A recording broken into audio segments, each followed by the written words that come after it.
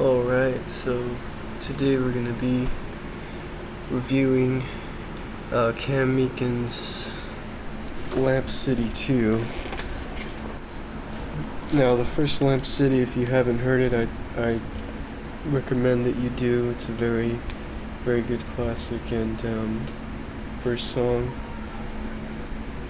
Right Now, great song. It's talking about always thinking about the future and always, planning for what's to come. But you gotta live in the moment. You gotta live for right now. And he's talking about putting all that aside and living for the moment. So, very good song there. The next song is Gloss Interlude, and it's basically like a pre-recorded sample, but it's talking about memories and how they're formed, and then that leads straight into the actual song called Lip Gloss. And that song doesn't really stand out to me, but after that song comes Serve the Look.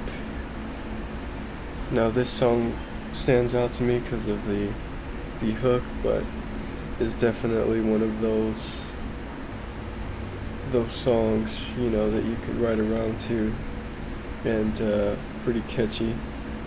Next we got Jack Bauer. This one doesn't really stand out to me as much, but that leads into IDAF, and after that Trouble, which is a cool little song. I think they do add like some effects to his vocals on that one. Then we got Big Freeze, which I believe is an interlude, and that one is a really good pre-track to the track that comes after, but it's basically talking about like consciousness, and a really good song there, which leads into the song Why. Now, Why is one of my favorites off the record. I definitely would recommend listening to that song off the record. And then we got On Me, which is a fun song, another memorable song. And we got George Foreman. There's a few lines that stand out in that song.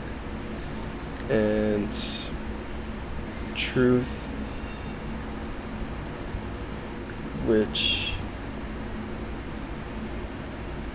doesn't really have a memorable hook, but I remember it being of substance. Then we got Stuck Inside the Cycle, which, again,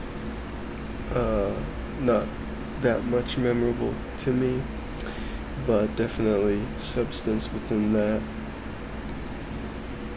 And then last but not least, we got Thank You Again, which is basically him showing gratitude toward his fan base and the people who have listened to the first Lamp City, but also to his music throughout the years. He's been doing it for about a decade, so to be able to do that and talk about that is cool. Now, he does mention in one of the songs, or I believe it's this song, about hanging it up. I'm assuming retirement, but we'll see what comes of that. But definitely a great record. And I would like to give this record a higher number. I would like to give this. I would like to compromise and give it like a 3.5. I try to stay within solid numbers, so we're going to give this a 3 out of 5. The ratings that I give, if it's 3 or higher, it's worth checking out. And if it's lower than 3, whether it's a 2 or a 2.5, then I recommend, skipping that record, or maybe listening to a single or something like that. So that'll be it for this week's podcast. It'll be for Kim for LP2, and then next week we're going to review High Res and his album. I believe it's for Forgive and Regret. I already have I've already done the play-by-play, and I already have a rating lined up for that song, and I'm really excited to share that with you. But definitely check out this record in the meantime, and more to come from RBI.